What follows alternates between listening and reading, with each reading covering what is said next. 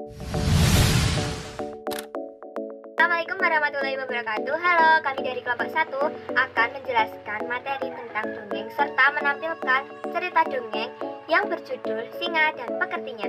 Ini saya Laili Zahrani, NIM A5119083.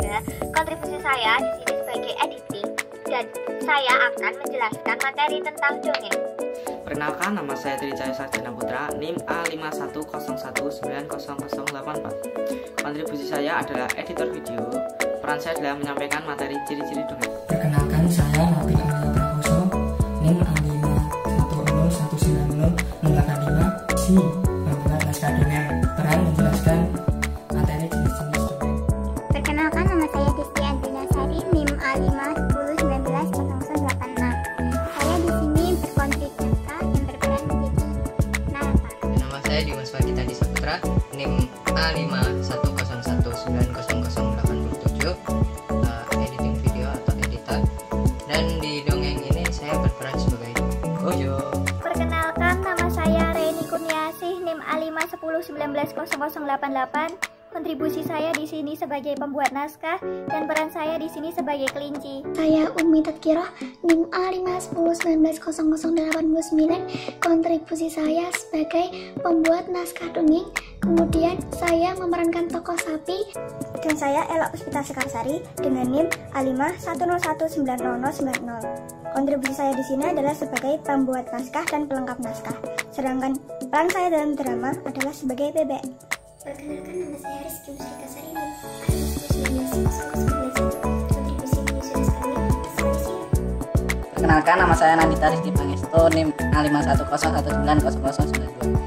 Dalam tugas ini saya berkontribusi sebagai pembuat naskah dan saya berperan sebagai kambing dalam Pengertian dongeng yaitu dongeng merupakan cerita khayalan atau cerita yang tidak benar-benar terjadi. Dongeng biasanya bersifat menghibur dan mengandung nilai pendidikan. Dongeng juga merupakan cerita yang dikarang atau diceritakan kembali secara berulang-ulang. Ciri-ciri dongeng. Yang pertama, diceritakan dengan alur yang sederhana. 2. Alur cerita singkat dan cepat. 3. Karakter tokoh tidak diuraikan secara rinci. 4. Peristiwa yang ada di dalamnya kebanyakan fiktif atau khayalan. 5. Ditulis dengan gaya pencitraan secara lisan. 6. Lebih menekan pada bagian isi atau peristiwa. 7. Pesan moral atau tema terkadang ditulis dalam cerita. Dari jenis-jenis dongeng. Yang pertama ada fabel. Fabel adalah dongeng yang tokohnya merupakan binatang yang berperilaku seperti manusia. Contohnya dapat berbicara dan berjalan. Contoh ceritanya dongeng si kancil, dongeng buaya dan kerbau. Yang kedua ada sage. Sage adalah dongeng yang mengandung unsur sejarah atau kisah kepahlawanan. Contohnya kisah Jaka Tingkir lalu si buta dari gua hantu. Yang ketiga legenda atau cerita rakyat. Legenda adalah dongeng yang menceritakan tentang kejadian alam atau di suatu tempat. Contohnya legenda Rawapening, lalu legenda Danau Toba. Yang keempat, mite atau mitos. Mite atau mitos adalah dongeng yang berkaitan dengan kepercayaan masyarakat tentang dewa-dewa atau makhluk halus. Contohnya mitos Nyi Roro Kidul, lalu Wewe Gombel. Yang kelima, ada parabel. Parabel adalah dongeng yang mengandung nilai-nilai pendidikan, hikmah, atau pedoman hidup. Contohnya dongeng si Maling Kundang. Yang keenam ada hikayat. Hikayat adalah sebuah dongeng yang berkisah tentang kehebatan ataupun kepahlawanan seseorang, lengkap dengan kesaktian dan keanehan serta mukjizat tokoh utamanya. Contohnya hikayat si miskin, lalu hikayat si Rama. Hutan. Kalian pasti tahu kan tentang hutan? Ya, hutan adalah tempat dengan pepohonan yang menjulang tinggi dan besar. Hutan juga tempat bagi hewan-hewan untuk hidup, seperti singa, gajah, kelinci, bebek, sapi, dan kambing. Ini adalah kisah tentang hewan-hewan tersebut. Jadi, mari kita simak.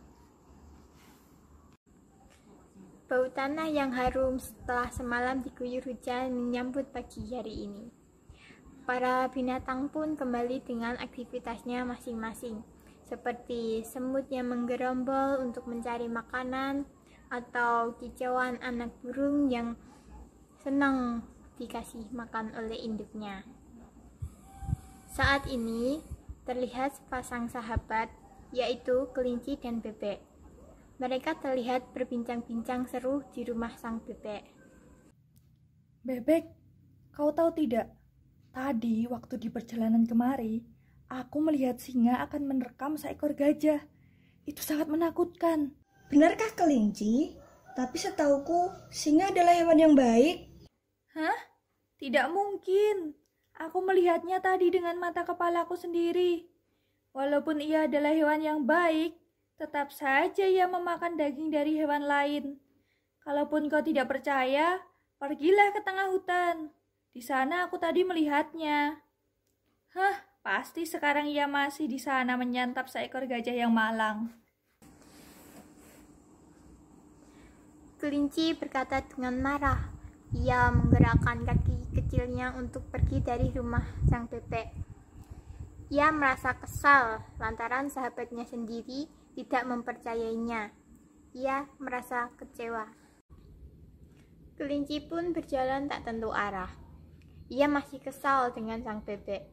Sepanjang perjalanan, ia menggerutu terus-menerus, sampai ia bertemu dengan kambing dan sapi yang sedang makan rumput. Kambing dan sapi merasa heran dengan kelinci yang terus-menerus menggerutu. Mereka memutuskan untuk mendekati sang kelinci. Hei sapi, apakah kau tahu apa yang terjadi pada kelinci? Ia terlihat sangat kesal.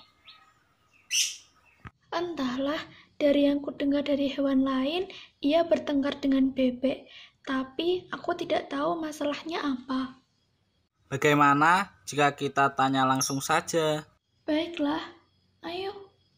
Sapi dan kambing pun mendekati kelinci yang saat ini duduk di batu dan di bawah pohon. Kelinci, kenapa dengan wajahmu?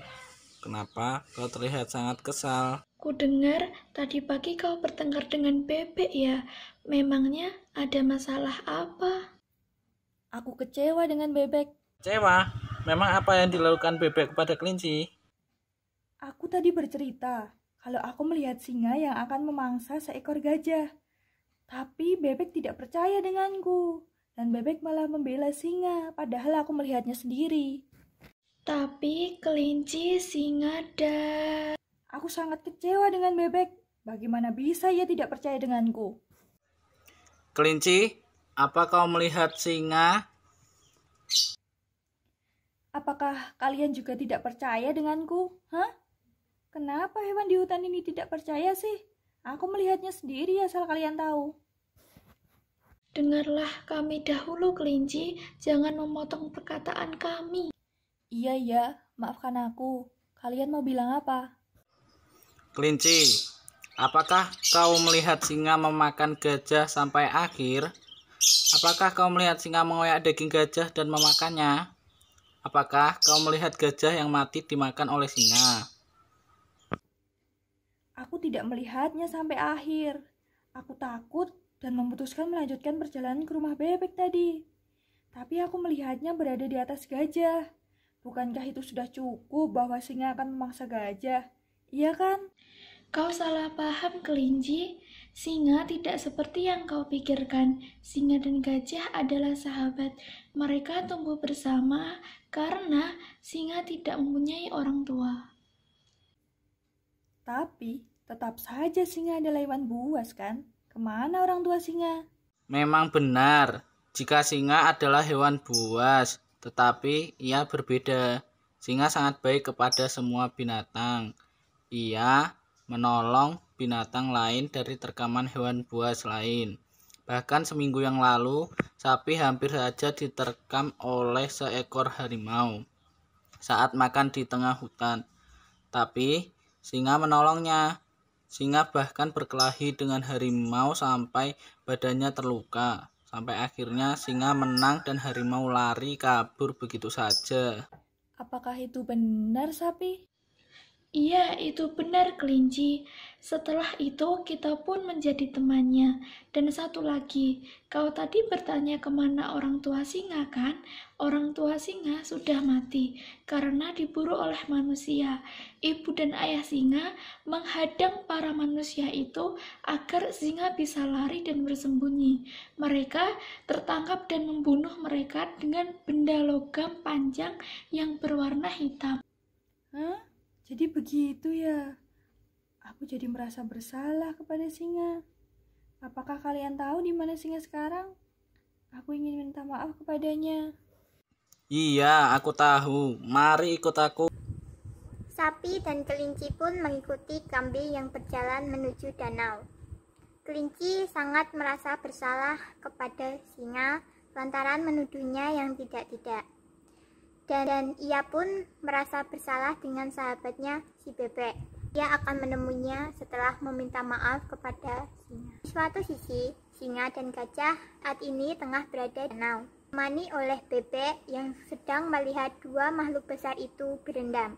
Singa dan gajah terlihat sangat senang lantaran air danau sangat menyegarkan di siang hari. Kau tidak mau bergabung dengan kami. Ini sangat menyejukkan. Air danau memang terbaik di siang hari. Benar kan gajah? Benar. Ini sangat sejuk, bebek. Kemarilah. Kau murung sejak tadi. Jadi, mari kita bersenang-senang. Tidak, singa, gajah. Aku sedang tidak ingin berendam saat ini. Hei, kau ada masalah apa? Ceritalah kepada kami. Kita kan juga sahabatmu. Aku tadi bertengkar dengan sahabatku yang lain, yaitu kelinci. Ia tadi melihatmu seperti akan menerkam gajah. Ia salah paham, karena tidak tahu jika kalian bersahabat. Jadi aku tidak enak padamu. Tidak apa-apa, bebek. Memang binatang lain akan memandangku begitu. Karena mereka tidak mengenalku. Ya, seperti sahabatmu itu. Jadi aku memaklumi hal seperti itu. Kau tidak perlu merasa bersalah. Kami kan sahabatmu. Mana mungkin kami marah. Mereka bertiga pun asik berbincang-bincang sampai kambing, sapi, dan kelinci tiba di danau. Kelinci yang melihat singa pun bersembunyi di belakang kambing. Ia merasa sangat malu. Hai singa, gajah. Oh, ada bebek juga. Hai bebek, senang bertemu. Hei kambing, sapi, dan hei juga kelinci. Kelinci? Di mana? Aku tidak melihatnya. Siapa suruh berkaki pendek? Kau saja yang terlalu besar. Sudahlah kalian berdua. Hei kambing, sapi, kelinci, ada apa kemari? Apa kalian butuh sesuatu? Tidak, singa. Kami di sini karena kelinci mau berbicara dengan... Benarkah itu kelinci? Ada apa memangnya? Sebenarnya aku di sini mau minta maaf kepadamu, singa. Kau tahu aku salah paham denganmu. Aku minta maaf. Iya, aku sudah mendengarnya dari bebek. Tidak apa-apa kelinci. Banyak binatang lain yang juga salah paham denganku. Mengingat aku ada seekor singa. Haha, pasti aku terlihat menakutkan. Apakah itu berarti kau memaafkanku, singa? Ya, aku memaafkanmu kelinci. Kemarilah, kita sekarang teman. Hehehe. Tapi, singa, bolehkah aku tahu kenapa tadi kau seakan-akan memangsa gajah? Tadi aku dan gajah hanya bercanda. Ia terus saja menggelitikku dengan hidung panjangnya. Lalu aku balas, hehe. Iya kelinci, tadi aku hanya bercanda saja. Jadi jangan salah paham lagi ya. Dan sekarang teman kita bertambah satu lagi. Bukankah itu menyenangkan, bebek? Hahaha, iya. Kelinci mendekati sahabatnya, yaitu si bebek. Ia ingin meminta maaf juga kepadanya. Bebek sahabatku, maafkan aku ya. Tadi pagi aku telah membentakmu. Pasti kau kecewa padaku kan? Tidak kelinci. Akulah yang kecewa pada diriku sendiri. Karena aku tidak menjelaskan bahwa singa dan gajah adalah sahabat. Kau jadi salah paham kan? Aku juga minta maaf. Hehehe, kenapa suasananya jadi sedih begini? Mari kita berendam saja. Sudah lama aku tidak berendam. Jadi, sedari tadi bau busuk itu kamu kambing. Dari dongeng tersebut dapat kita ambil pesan moralnya, yaitu bahwa kita tidak boleh berprasangka buruk atau menilai orang dari luarnya saja, karena terkadang tampilan luar bisa menipu pandangan kita. Kita juga tidak boleh berprasangka buruk terhadap orang lain, padahal kita tidak tahu kejadian yang sebenarnya dan tidak disertai bukti yang akurat. Sekian dari kelompok kami, semoga kalian suka. Jangan lupa subscribe, like, dan share. Bye-bye.